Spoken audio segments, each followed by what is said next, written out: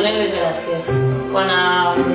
Perquè al final automatitzes la teva feina y cuando te donen les gràcies es como que donen valor al que estás fent. Y realizas un acompañamiento que considero que es esencial para ellos, para las personas mayores, sobre todo para que no se sientan solos en su propia casa, ¿no? Nosotros tenemos el plan semanal y, por ejemplo, entre ellas hay actividades de talleres de manualidades, taller de belleza, taller de psicomotricidad, bingo, que también se hacen, fiestas.